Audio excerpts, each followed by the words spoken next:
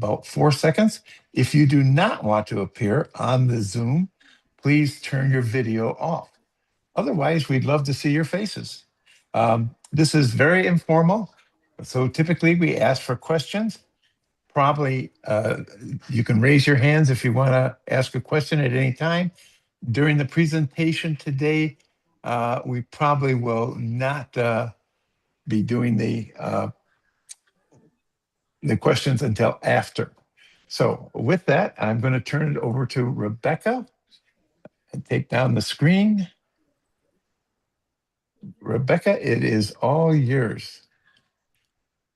Yeah, so thanks, Bill. I think the agenda today, as Bill kind of mentioned, we do have a short 5-minute-ish presentation by Cecilia. And from there, we will transition to our main topic today, which is Josephine talking about constructing polls in order to gather the information that folks are actually seeking. I'll leave it to her to give a better description because she is the expert on it. So that'll be our second topic. And then, as we mentioned, we will close out with kind of an open Q&A type. If folks have any specific topics that they have questions about, like Sharon brought up, we will save that for the end of our session today. So with that, I will turn it over to Cecilia to walk us through her quick update. Okie doke. All right, everybody.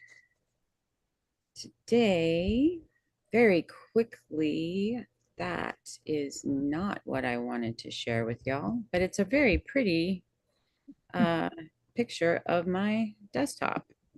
Okay, hold on now. Where did you go? Hold on now. I was supposed to have this ready, and there it is. That's why we call it hands-on. Hands-on. Yes. All right. Oh my goodness. It won't let me do two things at the same time. No pressure there, Cecilia. No pressure. There's only, 30 eyeballs on you. I know. There we go. Got it. Okay. Can y'all see the AI monthly update right there? Yes. Okay, good. So that is what this little 5-minute beautiful thing is going to be, an AI monthly update. And I thought it would be easier for me just to share my screen as opposed to read it to us. Yeah, reading it to you. And of course, I shared the wrong one again. I'm so sorry. You can come back at the end. I bet Josephine. I think that's a better idea. Let's do that. I tell you what, I would like to take the opportunity to welcome Josephine Gianamo, and I'm going to let her repronounce her name because I know I've got it wrong, who is a pioneer in UX strategy and leadership, whose career spans from the earliest days of human-computer interaction to today's AI-driven future. With degrees in psychology and industrial engineering from NJIT, she's led research funded by IBM, the Office of Naval Research, and the Attenborough Foundation. As a founder of User Experience Research, LLC, and the team that led New Jersey UX Professionals Association, Josephine brings decades of insight into how design and complexity and how leaders can thrive in volatile, uncertain, and AI-shaped world.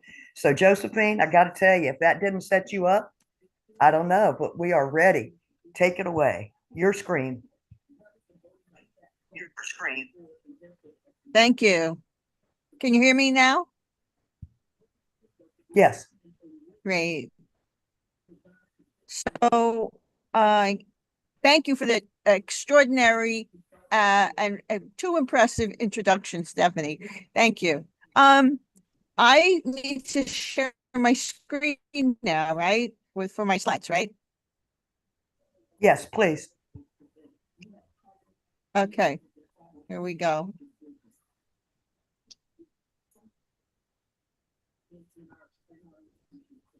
Do, do, do, do, do. Try do, this. Do, do, do, do, do, do.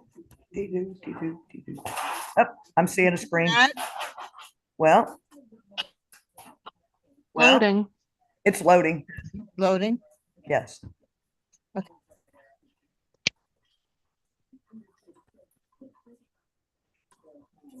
You can see it. It's still loading. Oh, there we go. It's dependent on resources, or maybe not. Yep, I think we're good. Great. Please. I want to thank you all for the support and assistance and inviting me.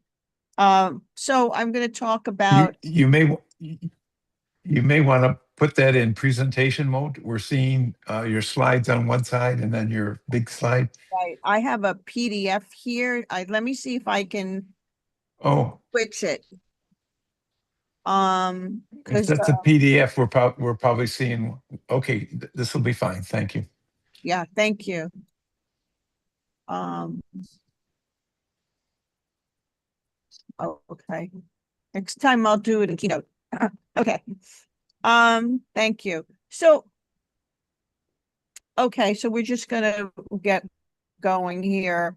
I'm going to talk about polls and surveys. I'm going to mostly talk about surveys because polls are a little different and they're a variation of a survey, basically, and we'll talk about that. So, Is how much anybody time do I else's? have here? Sorry. Okay.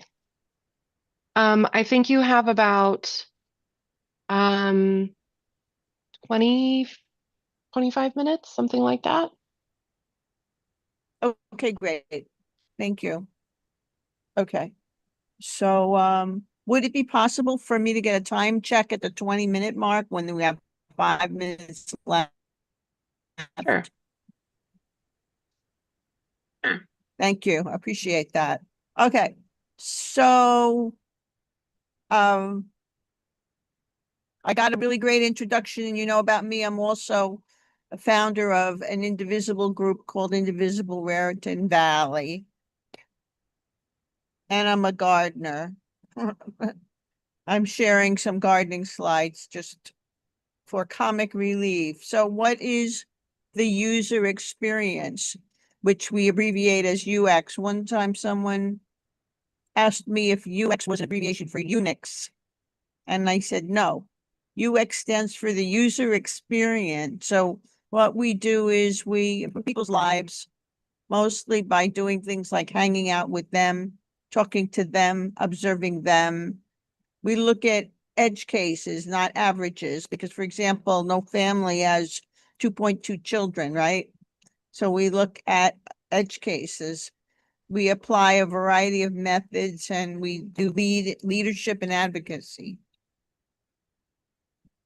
So when people say, let's do a survey, what do they really mean?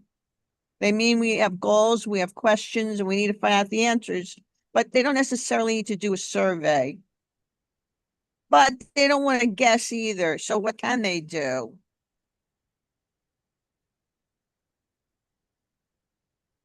So,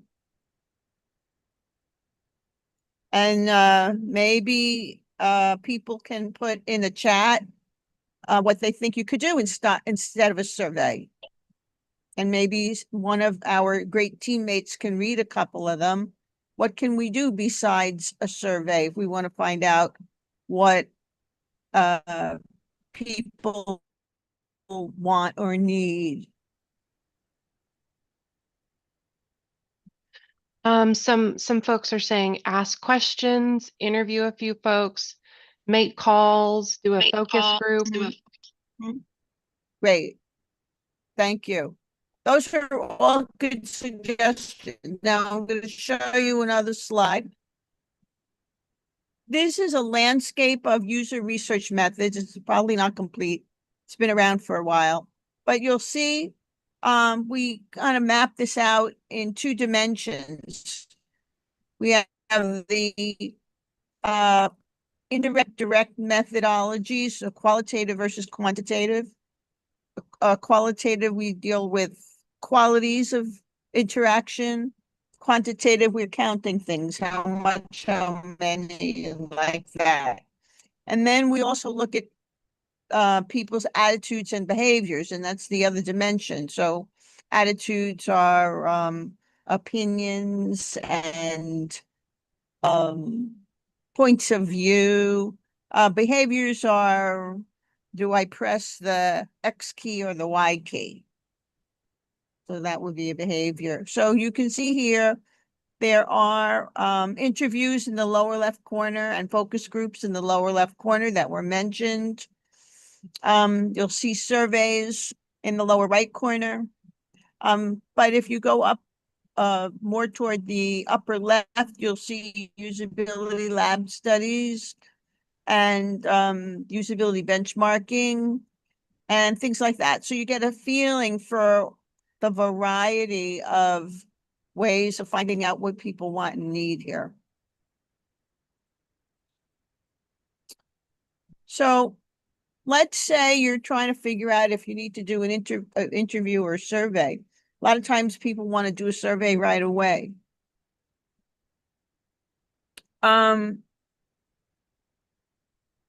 Most of the time people do surveys when they want to get quantitative information, numbers to make decisions.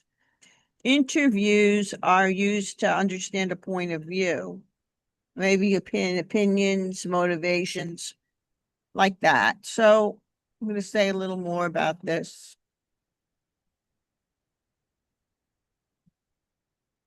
All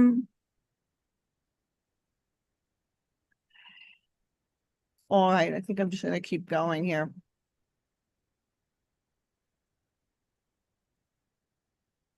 I want to make one other point about surveys and interviews, and that is that oftentimes people want to do a survey when they really need to do interviews first as a preparatory research step before they do the survey. So when you think of surveys, well, all right, so that's, I mean, I think the point is clear. Okay, so back in the day, you know, 75 years ago, people would do these huge surveys that were multiple pages. In the 1990s, I did a 4-page survey that was probably pretty ginormous even then. Nowadays, surveys are much shorter and they're used, they're implemented electronically, and you get a lot of information about a small question rather than just the throwing in the kitchen sink when you do the survey, like the US Census, for example.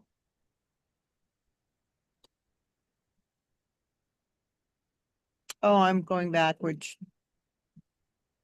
Okay. So one of the questions that had come up when I was preparing this had to do with what's the difference between an opinion poll and a survey. As I mentioned earlier, opinions are usually subjective. They represent attitudes and beliefs, and the 5-point Likert scale is often used to measure them. You're like,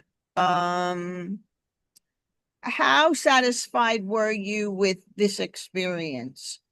Strongly agree, neutral, disagree, strongly disagree. A 5-point Likert scale. And in contrast, surveys can be completely objective. Sometimes they're a mix of objective and subjective questions. And as I mentioned just a moment ago, it's only sometimes only factual.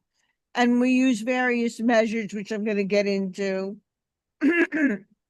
But more often than opinions are completely open to interpretation, whereas surveys can also often and exclusively include characteristics that are independent of an interpretation. Let me see if that works, and that doesn't work. Okay.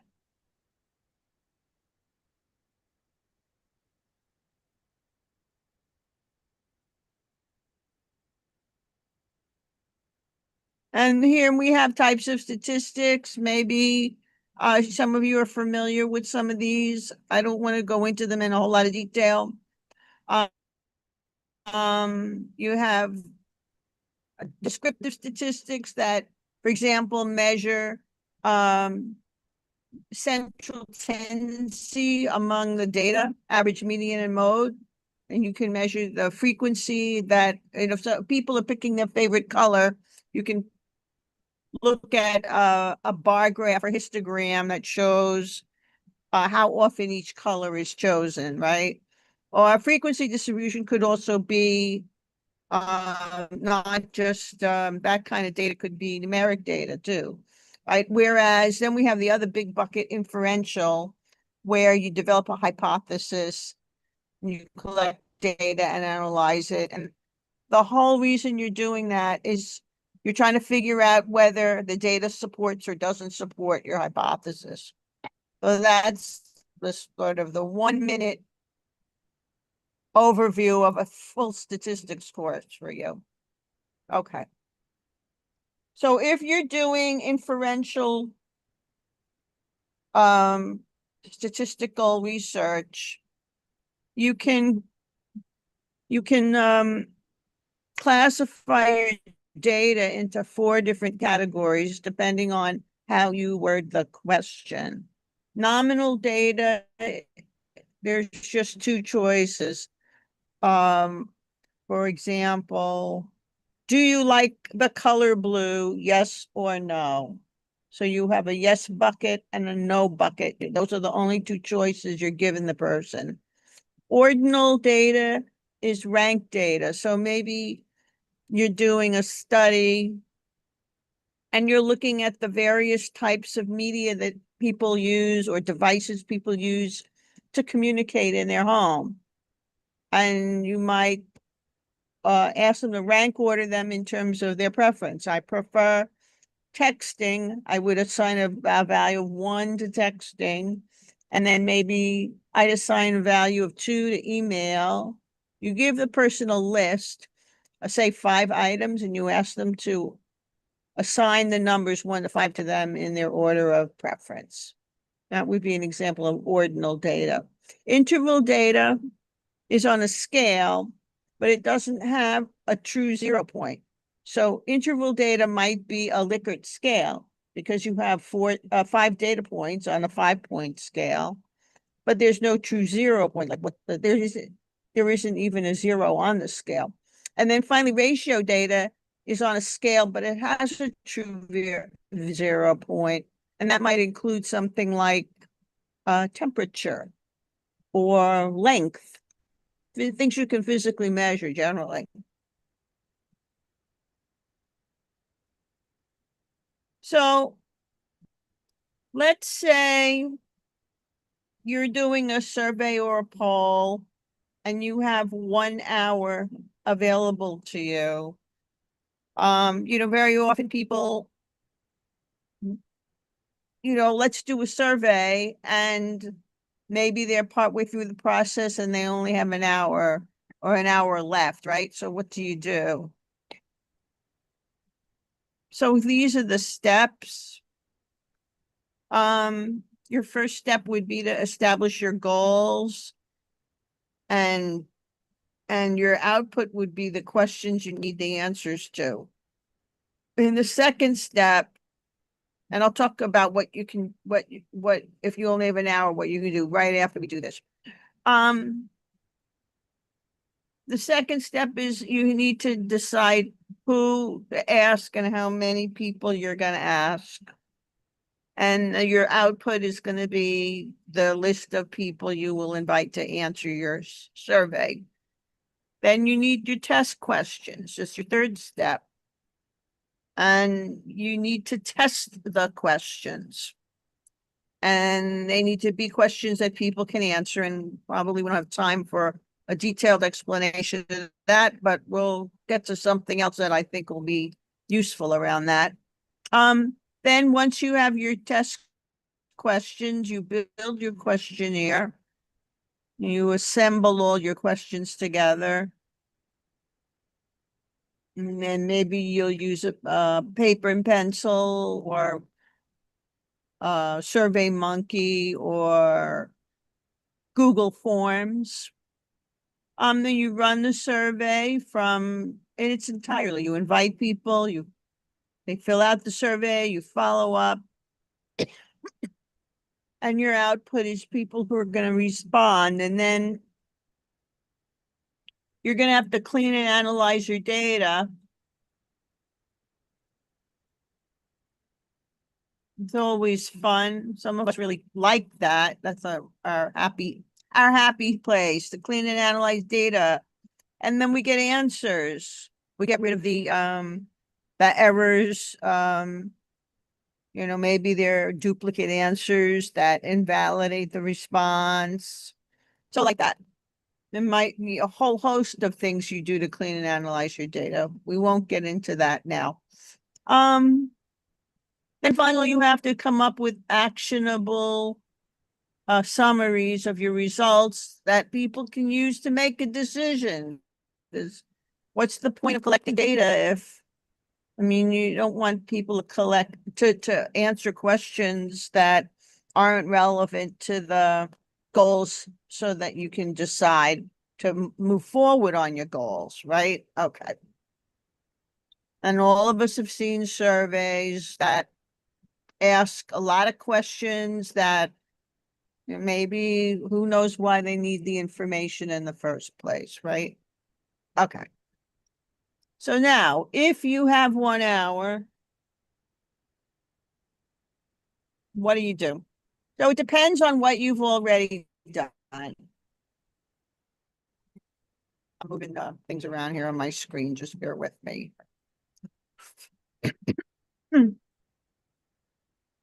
Let's say you haven't come up with your most crucial question, the thing that drives your survey. You usually have one burning question that you want to have answered by the time your survey is completed. So review maybe you jotted some notes down, sample questions. You just review your questionnaire, make sure that you know what your most crucial question is. The whole survey is really going to be designed around that. Let's say you don't have a questionnaire yet. Then you might do some interviews with representative candidates to make the question writing easier, because you won't be shooting in the dark there. You'll have some context, right? Okay, let's say you have a questionnaire. If you only have an hour left to work on this, and test it with a couple of people. And let's say you're at the stage where you have responses to your questionnaire and you need to figure out some way of dealing with them. Then you might use electronic methods to get a random sample and clean and code. So, okay. Okay, so now in the maybe 10 minutes we have left, let's play a game I'm calling Spot the Problem. So I have excerpts from an actual online survey, and I'm going to invite you on the call to see if you can spot some of the inconsistencies and potential errors in the survey. And it's actually not a bad survey, so be forewarned. Here we go. We might not get through them all, but at least we'll have what we have. Yeah, Josephine, we've got about 10 minutes left in what we had planned for you. So if you can tailor that into that close, that'd be magnificent. Thank you. Oh, yeah. Close, that'd be magnificent. No worries. I really appreciate the time check. All right. Let me see what I got here. So we're just gonna give it a try. It was funny because I was preparing this presentation last week, and I was asked by my healthcare provider while I was working on the presentation to fill out this survey. And I was thinking to myself, where am I going to get a current relevant example of a survey? And they sent it to me. So that's where these come from. So I wanted to say something about this. I wonder maybe in the chat, someone could comment about this, what works, what doesn't work, as you know, when they fill out, they ask you to fill out a survey. They ask you for your ID number and then your Medicare number. So this is just an excerpt, but I'm wondering, does anyone have it? You could say good things about it too. You don't have to say bad things about it.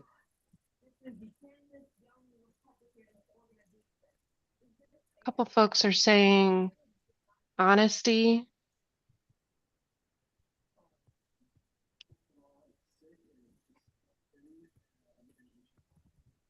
And asking if both are needed.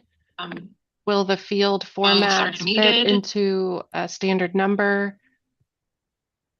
Cannot use personal data. Yeah, so thank you. I was filling this out in real time, and what I can tell you, and I know it's not shown in this graphic, but when I would start typing in the actual number, like in the member ID where the numbers actually start, where the numbers are, I just put them in there as a placeholder, but where those 7 9s are, they were blank, and as I typed in each of the digits, the cursor would automatically move. So what I like about this is that they're actually giving me an example underneath the field to show me how to fill it in. And in the Medicare number, again, it's similar, it's actually the same, well, it's similar to a Social Security number, different number of digits. But again, as I was typing them in, and I'm showing it here, the cursor would move along. That again, there's a nice example at underneath the field, so you're not guessing, and you don't have to type in the dashes. So I think this is actually a pretty good example. Do you have something that maybe is about how questions are formed? I do have some. They're coming up. That was just a kind of a numeric example, because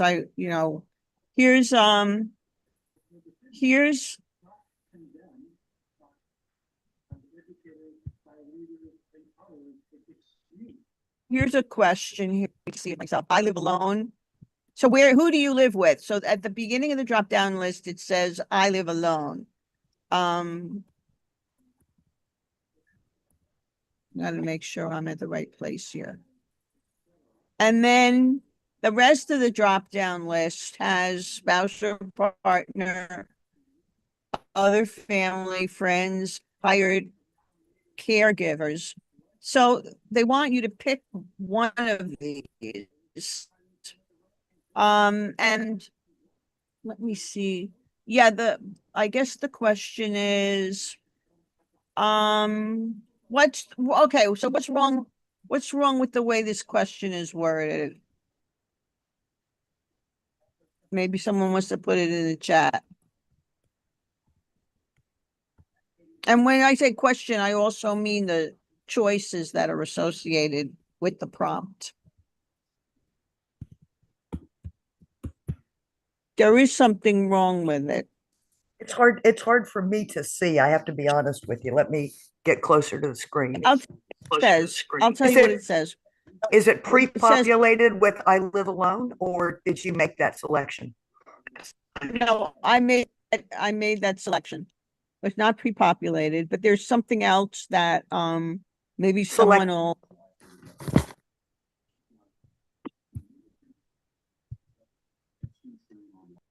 Oh, I think I get it. You can you can select multiple. So you could say I live alone and I have a hired caregiver and I have a spouse or partner. So you would end up with invalid data. That would be that's a good idea. It so happens, and we can't show it here, the way the software is designed, you can only pick one. Actually, what you're saying is really interesting because you're actually pointing out something that I hadn't thought to mention, and that is that if you can only choose one, they should not be using squares. They should be using radio buttons because that's the standard if you can only choose one. So yes, Rebecca, it looks as if you can choose more than one because they're using checkboxes instead of radio buttons. But there's something else. Are there any other guesses? I don't want to. Well, I don't it want does. to steal someone's thunder. Sorry, it does say select all that apply, not select one. So it is misleading in many ways, Josephine, if you just look at what's there. Yeah, that's a very good point. If it does say select all any that apply. So yeah, that's also a contradiction. But there's something else, and I guess I'll just tell you because I don't want to hold up the works here. And that is that this is not an exhaustive list. I can imagine other categories besides the ones that are listed. I think this is not a comprehensive, complete list. So what they really should do with this is they should have an other box, another option, and they should let you fill it in. They should let you say what the other is, because this is not a complete list. That was Okay. really good. If you maybe have one more example you can wrap up with, just so we had a couple folks who had questions Okay. on some other topics, it'd be great. Let me pick another one. Let me, oh, this is a kind of a doozy here, but I think I'm gonna, maybe we'll do the doozy. Do you use any of the following to help you walk or get around?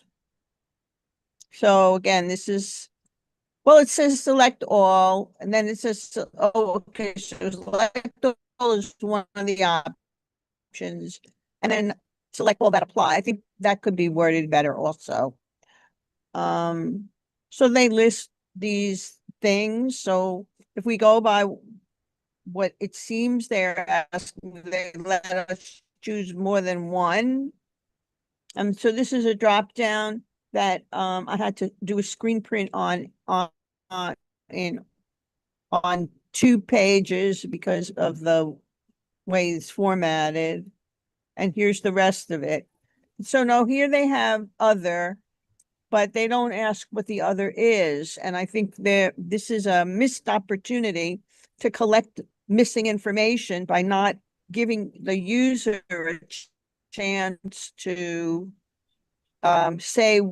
select other and say what the other is. There should be a text box there where the person can type in what other means.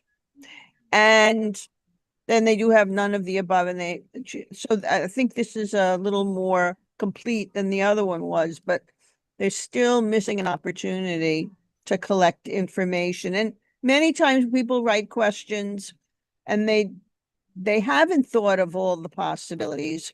And if they don't put an other option with a text box, then they're really excluding people. They're forcing people to choose a bad answer or to not answer at all. Completely understandable. So And I think anyway,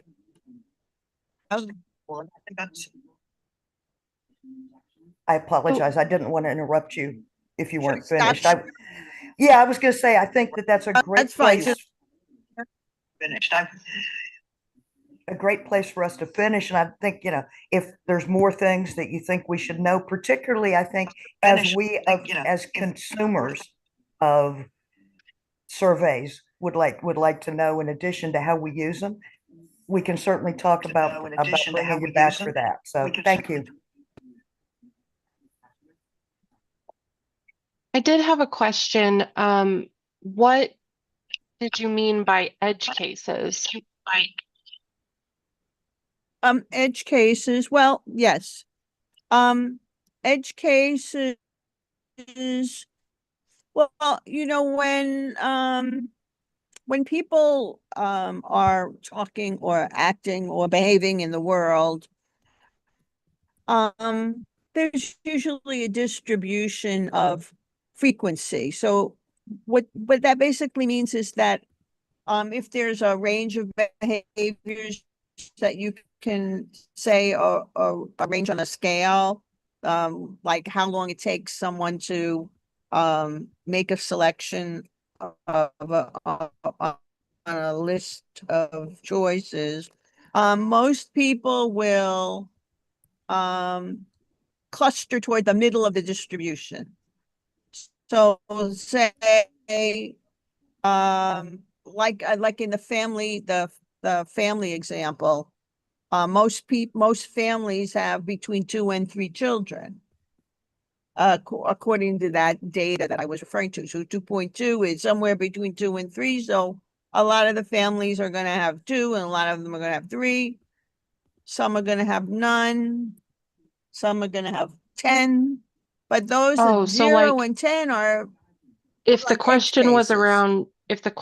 around height, edge cases would be people that are, 7 feet tall or 4 feet tall, like at the ends of the extremes. Correct. Yes. Yes. Okay, Or got it. just don't fit the common pattern. It could also be behavior. I'm using numeric examples just for simplicity. Got it. Okay. One other question. Sorry, the echo is distracting. Carrie is asking, will the PDF be available after? Absolutely. Okay, great. Thank you. I mean, I'm happy to share it. Yeah. That's great. Thank you again so much, Josephine, for being willing to come on and talk to us today about surveys. It is a difficult topic to speak about because at its depth, I know that it has an assortment of different disciplines that go into it. And the survey instrument may infinitely just be the what you see. It's not what happens. So again, thank you very much. We appreciate it. And with no further ado, Cecilia, are you ready to show yet? You're muted.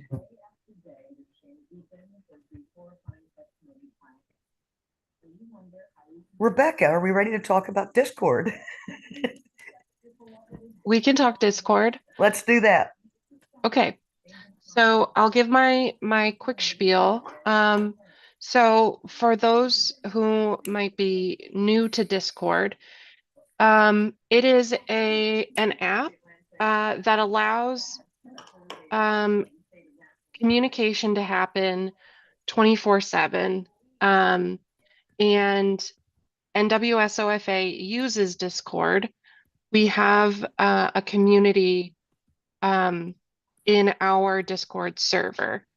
Our Discord server is invite only, which makes it more secure for us, that only people that participate in our Zoom calls or that we know from in-person NWSOFA meetings are invited. So that way we can avoid bots, we can avoid trolls, things like that. We do our best. So I will just kind of give you a preview of what Discord looks like. So yeah, I've got a really cool background today. Look at this mushroom thing. It is neat. Sorry, just wanted to share that cool mushroom. Um, so what you're seeing on my screen is hopefully it is the Discord program. You can also just go to discord.com and access our server that way. I will put the instructions in the chat. But essentially, what our server allows us to do is have all of these conversations on multiple topics. And we can keep this conversation going outside of our Zoom meetings or outside of, when we're together in person. And it's all limited to just folks in our community, in our NWSOFA community. And as of this moment, we have 227 members, which is great.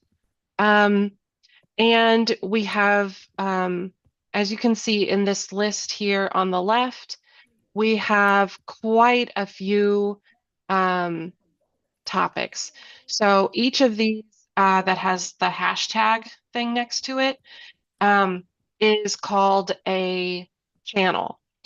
You can think of a channel like a conversation on a given topic or a project on a given thing. And so you can see that we have some channels that are focused on news and discussion. So if I come in here to the news and discussion, you can see that people have been posting things from Instagram, news stories from AP, Reuters, and then we have some discussion back and forth. So it's, like I said, just a way to keep the conversation going. We can have interactions, share ideas. And I think where that sharing ideas really comes in handy is the activism portion of our Discord. So when folks are talking about calls to action, certain issues that really need something to be done, like we need to call Mike Johnson so that he will swear in Adelita Grijalva, or we need to keep up the boycott on Target. That would show up in our boycotts channel. If we've got cool ideas for protest signs, just this morning, we got a press release that our Coffee and Conversation colleague Constance. Wow, that was a lot of co sounds. Coffee and Conversation colleague Constance. She put together a press release and we shared it in here. So if any of you have No Kings rallies that you're hosting, you could take her press release, modify it, and share it with your local media contacts. So it's about collaboration. It's about kind of coming up with ideas together, sharing those ideas. And then we also just have this fun section, which is about our community, because we are people and we don't just care about politics. So some of us are really into posting funny memes, and some of us like to share pictures of our pets.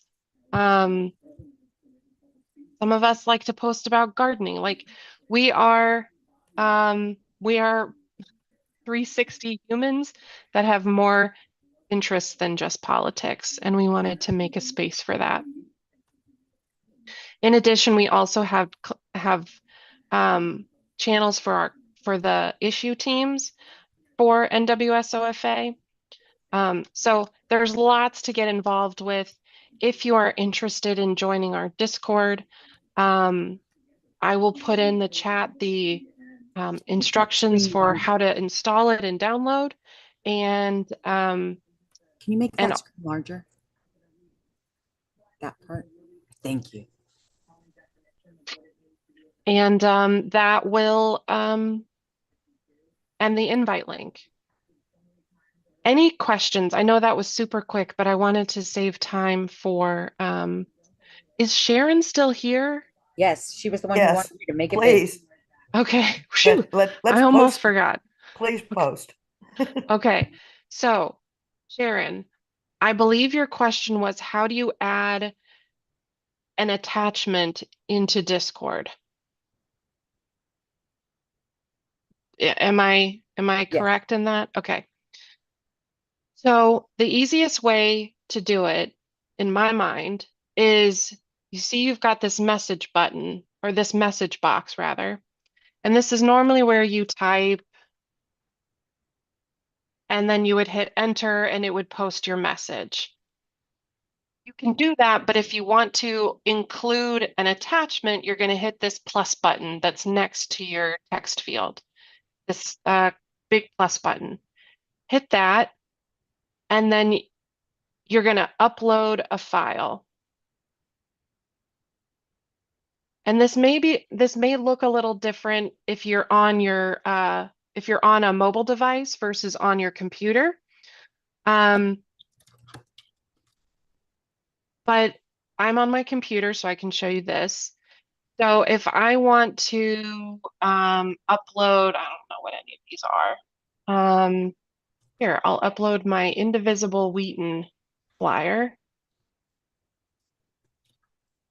And you find your file and you click on it, and then you hit enter and it'll be posted. And so now you all can find my Indivisible. Oh, crap. That didn't work. Oh, this is because I'm on my work laptop and it won't let me access Discord.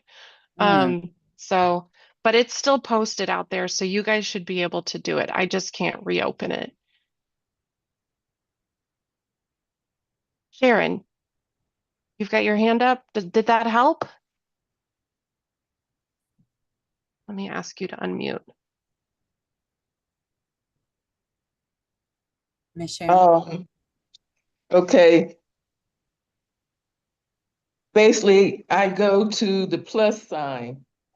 I didn't see where you was saying the button first. Where's the button? Yeah, it's the plus sign. Oh, just the plus sign. Yeah, it's a button that you can click on. Okay. Now my screen, when I'm on Discord, my screen is on like a black background, but I see yours is on a white background. Mm-hmm. How do I change it to a white background? Yeah, so that's going to be in your user settings.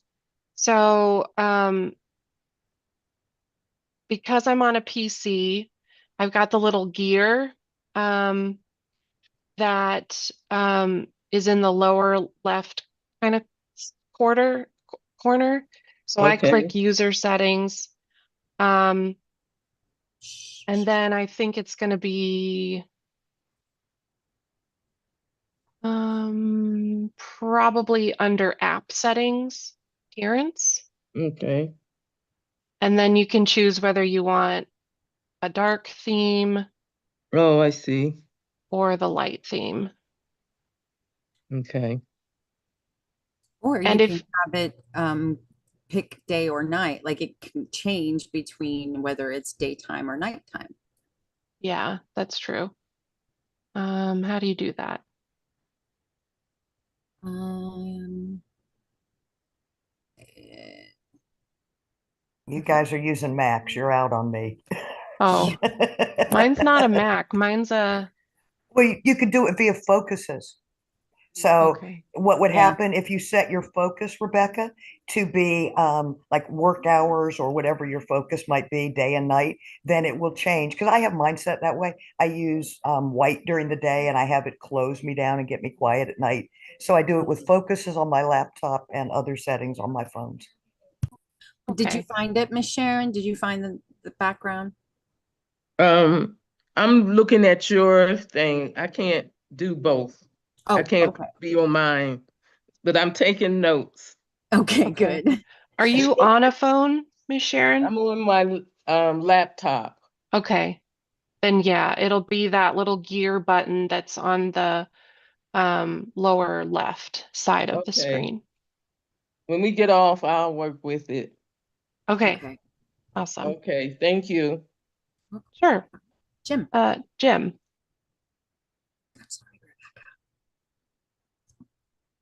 Oh, sorry.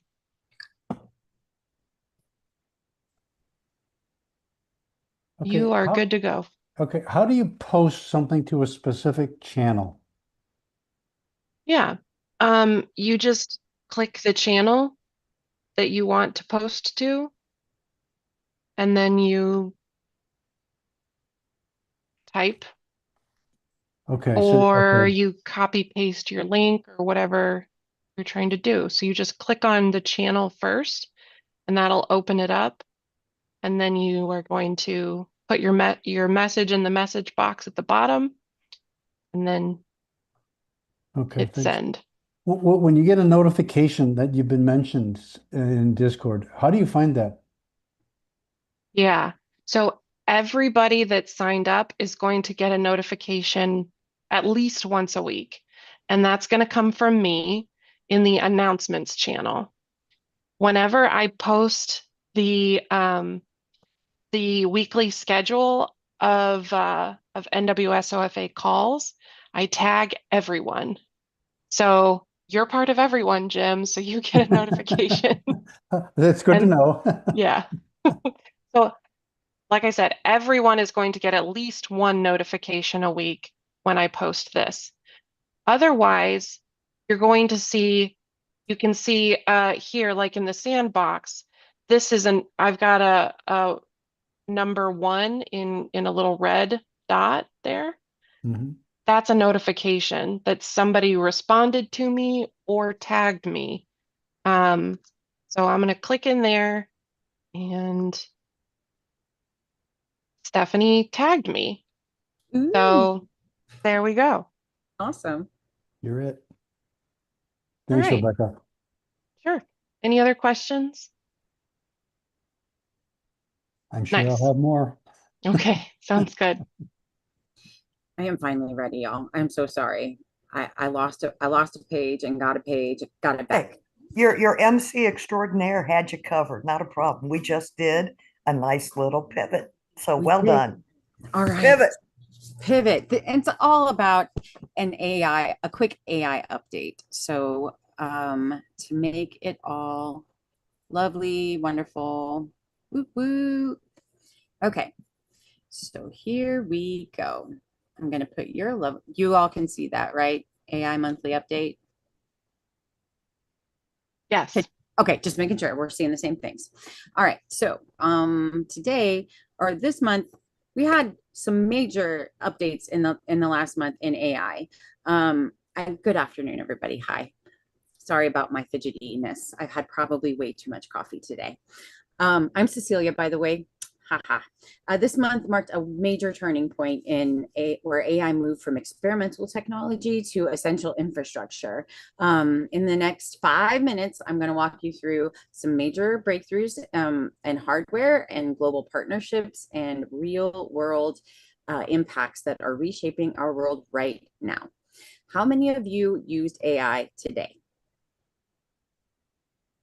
Okay, so quite a bit. All right. And whether it's on your phone, a search, or even this very presentation, AI is already a part of your daily life. So let's see what's happened in this very past month. Gotta get to my boop. So 4 major tech giants all launched game-changing hardware this month.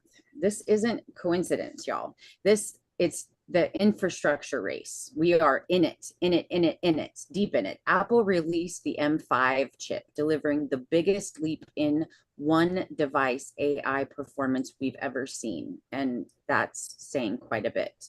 Your iPhone and Mac can now run AI models that you used to require massive servers. Okay. Like when we say your iPhone is its own little computer, like if somebody were to come to the future, to this moment right now, they literally would think that we are space, like Star Trek: The Next Generation with Geordie LaForge's little, tricorder. I mean, like, for real, we have the tricorders. Okay. So AI agents, Google introduced Gemini 2.5 with computer use, AI agents that can actually browse the internet, fill out forms, and complete tasks autonomously. Imagine an AI assistant that can book your travel, submit applications, or research topics just like a human would. And we are teaching them how to speak better and articulate so that you can't even realize that you are talking to one. They sound just like us. They're being tutored by humans in classes to speak like us. Intel unveiled Panther Lake processors with 50% better AI performance for both servers and laptops. That means faster everything from video editing to data analysis. And Samsung teased their Worlds Wide Open event, promising multimodal AI deeply integrated across all Galaxy devices. Your phone will soon understand not just what you say, but what you see, hear, and need. It's going to know everything, understand everything, and be able to give it to you before you even know it. You thought it already did that, y'all, but it is going to just, before you even know it, it's going to have it for you. So I don't know if I want that. I know. We're seeing both collaboration and fierce competition. The AI arms race is now truly global. OpenAI and Broadcom announced the world's largest AI infrastructure project, 10 gigawatts of custom AI accelerators. To put that in perspective, that's enough computing power to run. Wait a second. Where did the rest of my wait?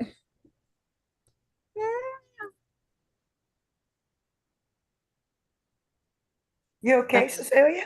That sounds like a lot of computing power. Yes, the rest of my script left. That's okay. That's lovely when the rest of your script is gone. I'm sorry, guys. Okay, well, that's enough computing power to run something. Hold on, I'll just get the rest of my script. I'll just sort of say that if you logged into Zoom today, you used AI. So everybody who didn't raise their hand and say, I used AI today, yeah, it was kind of like baked in there. So we are all using AI when we order groceries at Walmart because their suggestions are being powered by it underneath. If you have to ask for assistance from, I think their guy's name is Rufus. Rufus is an AI generated chatbot. So we are talking about AI sometimes at a very raw and involved level, like using Chat GPT. That is not all there is for AI. And I'll leave now and hopefully, sorry, Cecilia, me and the dog. No, me and the dog. I'm sorry. Jim, what is your question, sir? Yeah. I'm going to stop sharing for a moment and I'm going to look for my thing while you ask your question because I don't know where it went. So when you call somebody, for example, a customer service, and you get some robo answering machine, is that AI or what is it? Because it's not as smart as it wants to be. No, those are IVRs, and nobody has really moved AI technology into interactive response prompts. Even the voice ones, not quite yet, but there is a move to help all of that be more interactive, Jim. Stephanie, you use an acronym. What was IDEA? What is that? Sorry, IVR, interactive voice response. It's the series of prompts that you touch when you call somewhere. And for example, say I want to talk to editorial board versus sales, and then a live person ultimately. But yes, sadly, I have to admit that I have been involved in this industry since the earliest days of some of that prompting. We don't need to talk about it. Just know I may have done it once in my life. I like it when you call Walgreens and you talk to the machine, and while it thinks, it goes I hate that. Oh, I love it. I love that too. And every time that happened, I used to think about like people like Alfeo actually, who would like it would come into my mind, and I would be thinking like I shouldn't. Anyway, yeah. Okay, y'all. I found it. I found it. I found it. I apologize. That would be a great vamping. See, everyone, when we start talking about podcasting, you're going to see a wonderful example of how to vamp. Carry on, Cecilia. Okay, hold on. Now I've messed up my. Oh my goodness. Oh my goodness, y'all. Everything is just back and forth. We're just giving you the everything. I hope you didn't have anywhere else to be today. All right, where was I? I was right on the cusp of telling you about something. Gigawatts. Gigawatts, 10 gigawatts of custom AI accelerators. To put that in perspective, it's enough computing power to run. It's enough computing power to run Tulsa. It is enough computing power to run Tulsa. And maybe Texas. I just got it. Gigawatts of custom AI. To put that in perspective, that's enough computing power to run AI for entire cities. Okay, thanks. That's awesome. Oopsie. There we go. I'm so sorry, guys. I'm messing this up. That's okay. I'll tell you a real life story. Here in Deep Red, Oklahoma, we have a data center located about 20 miles from me from the mighty G. And what has happened is they have, they being Google, has funded the state $9 billion to put in a solar farm in Pryor, Oklahoma. Now, how that's going to affect the grid and what's going to be sold back from that farm, etc., probably would tie right into this. You know what's funny? I once spent 24 hours watching a fireworks stand in Pryor, Oklahoma. That's neither here nor there, but I digress. Okay, so to put that in perspective, that's enough computing power to run AI for entire cities. So, okay, but here's where it gets interesting. And I apologize, I'm sure you've lost the plot on what I'm talking about. China's DeepSeek revealed their R1 model that matches US performance at just 30% of the cost. So if they can do it at just 30% of what we are having to, like, how is that possible? You're not old enough to remember when China, when you were shown a picture of Beijing and all you would see is, I'm just going to say pollution. Oh no, I've been there. Okay. Oh no. All it's right. called smoggy fog. Okay, so how do they do it cheaper? How do they do it better? How do they do it faster? Did I steal your thunder? I'm sorry. You did. They have people. I would call it like Egyptian labor. How do they build the pyramids? But isn't it fascinating how in other countries, their other people are always from countries? And what I mean by that is when you said Egyptian labor in China, I was thinking of how it is that no matter what country you're in, somebody's the other. That's true. But also they treat their people better than we. Anyway, okay, that's beside the point. Sorry, Jim, you go ahead. And my 5-minute talk is long because of my meds. Oh, you're not, you need to be unmuted. This is not stupid. There we go. So yesterday in our MAGA meeting that Bill and I attended, we had a discussion on data centers. And the comment that I made was we need to add a lot of generation capability to support all these data centers that are being built.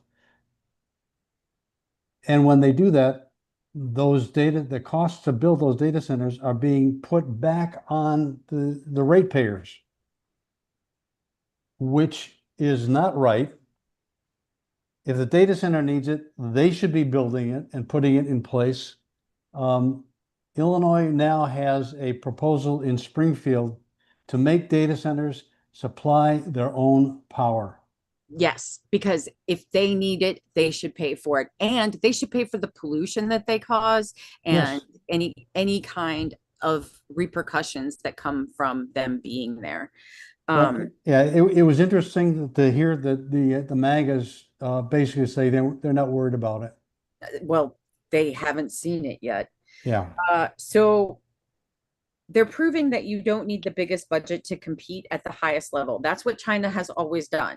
They have always proved that. Now, I get that they've always done it at a humanitarian loss, but again, they are also proving they're coming up different there as well. They have improved their poverty level by incredible measure in the last decade. I'm digressing. Anyway, A&T Group open source Ling 1T, a trillion parameter language model.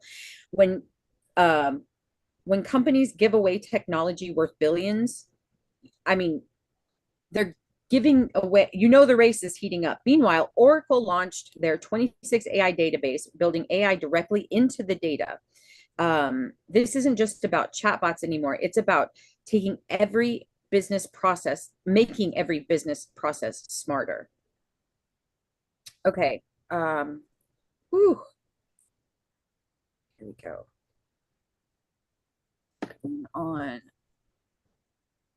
So bottom line, this isn't just tech news. AI is directly improving lives right now. New brain-computer interfaces combining EEG and AI are helping paralyzed patients complete digital tasks 4 times faster than before.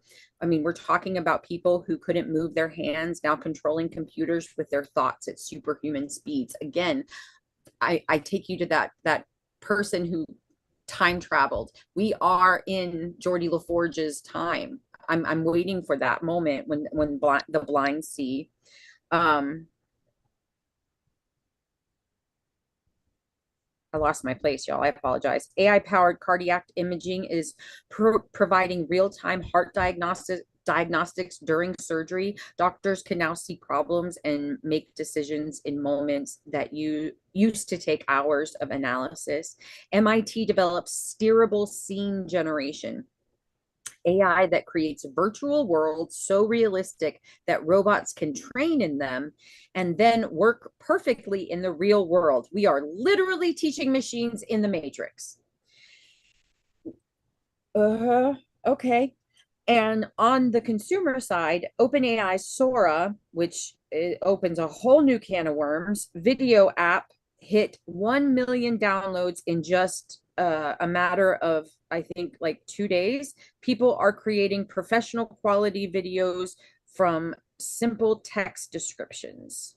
It's going to be the cause of all of our problems in November, y'all. Sora, Sora. It is where you're going to get all of your AI slop.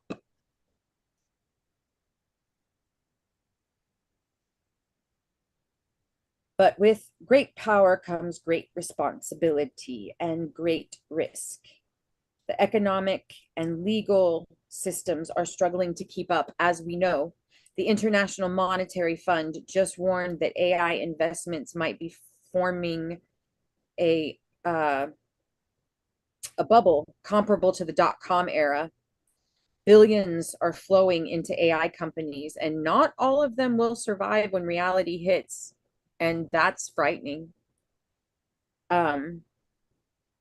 Legal battles are intensifying. Federal courts just rejected a $1.5 billion copyright settlement from Anthropic over training data. The question of who owns the content that trains data is far from settled. That's important because right now, everybody and their mother is trying to train AI to be a better AI, right? We're trying to make them better. And everybody thinks they have the right idea, the right way to do it. And I'm not saying I know the right way because I don't. I am far from it. But those who do think that they know are in legal battles about it. And we're going to have to keep an eye on that. There's a growing regulation gap innovation is outpacing our, oh, I already said that. Sorry about that. So what does this mean? First, we entered the infrastructure era. AI has moved from experiment to essential. I'm sorry, guys. My thing is just going all over the place and I'm having a hard time today. It moved from experiment to essential systems like electricity or the internet. It went from something that we just thought was something exciting or something that we dreamed of to something that we literally, like, some of us can't live without it. It's a part of everyday actions, or something that is a part of our business, or something that's just, or like those medical advancements, something that is helping us survive the day. Second, this is a global race. US and China competition is driving innovation at a breakneck speed. And the winners of that's going to shape the next 50 years. And it's more than that too, y'all. You know, whoever wins this legal battle here in the United States is going to shape who controls AI in the United States. So third, the real impact is happening now. This isn't some distant future. AI is helping paralyzed patients, saving hearts, and creating new forms of art and communication today. Fourth, we're experiencing growing pains, economic bubbles, legal challenges, and the need for responsible governance. It's all part of this transition. So we're witnessing the most significant technology shift since the internet itself. The question is not whether AI will change everything. It is simply how quickly and whether we can adapt fast enough. I mean, are willing, the companies and countries that master AI infrastructure, the roots of it, okay? Navigate the legal challenges and focus on real human impact will define our future. And based on this month's developments, that future is arriving faster than most of us expected. Okay, so that 5-minute presentation turned into about 15 minutes, y'all. I apologize. Well, it's okay. I think you did wonderfully. Thank you very much. I don't see any hands. Okay, good. I just want to say ethical AI is not an oxymoron. Yeah. And I think what we're trying to do is talk about what will go into that shape now that the element was removed from the big, beautiful bill allowing no regulation. When we win the elections, it'll be time for us all know enough to contribute intelligently to that discussion. So thank you very much for bringing us that, Cecilia. Bill, you going to walk us out? Yeah, I'm still thinking about the polls and the surveys, et cetera, and how we can use those. But just to let everybody know, at the end of this meeting, after you hang up, you will get a survey from Mobilize. It's a very simple one. It says, did you attend the meeting, yes or no? And if you answer yes, it will say, was this good or bad? And if you say good, it accepts that, and then if you say bad, it accepts that. But then you get another quick text, I believe, that will say something to the level of, is there anything specific you would like to add about your experience? So we have an automatic survey built in, and usually about a third of the people who attend fill those out. And we really appreciate it because it really gives us a good idea whether we're on track or off track with what we're trying to present. The concept of all of these that we've had is to talk about today's technology in a way that you can understand it, you can utilize it for yourself and become more productive. I think what we have to do a little bit of it from this discussion on polls and surveys is how we can utilize polls and surveys in today's technology. And myself, I particularly want to know how to use it more effectively in Zoom, because that's how we all communicate every day. And you can do you can do separate polls as we've done before, but now I think we have a little bit better of an idea how to add it all together and how to expand it a little bit more. We're constantly looking at new ideas and thoughts that we're going to present on this. And each week we'll come up with a new idea, a new thought. If you have something that you want, and we're getting people who send emails in that says, you know, I just want to know how to do this with AI, or like this morning, the person that led off with, how do I actually post something in Discord? And that's what it's all about. We can cover this stuff, and we can help people to learn. A couple of weeks ago, we did something about uh, how to do podcasts. I'm hoping that we expand that a little bit more. And I know we've had people who have asked questions about AI, how to utilize AI and what is new in AI. We just had an excellent review with Cecilia on the new technologies that are coming in, but now we have to adapt it to how we use it. So that's what we'll be doing. I appreciate everybody for being on, spending a little bit of time with us this afternoon. Next week, it will again be at 2:00. There is one Wednesday out of the month where it'll be at noon, and will be the second Wednesday of every month. Now, what do we got coming up here? Well, we don't have anything coming up this evening, but tomorrow, at least that I know of. But as of tomorrow, we have at 5:00 our sorting soup. And that's always a good one to work on. And those of you who are involved in NWSOFA, the chicken setup crew, we have a 5:00 Zoom to talk about how we're going to manage to set up the chicken and take it down twice in pouring rain on a on a rainy Saturday afternoon. So it'll be a lot of fun. Thank you all for being on. Josephine, a huge thank you for what you did today. That was great. Stephanie and Cecilia and Rebecca, thank you guys for putting this on. Have a great day, everybody. Thank you much. Thank you.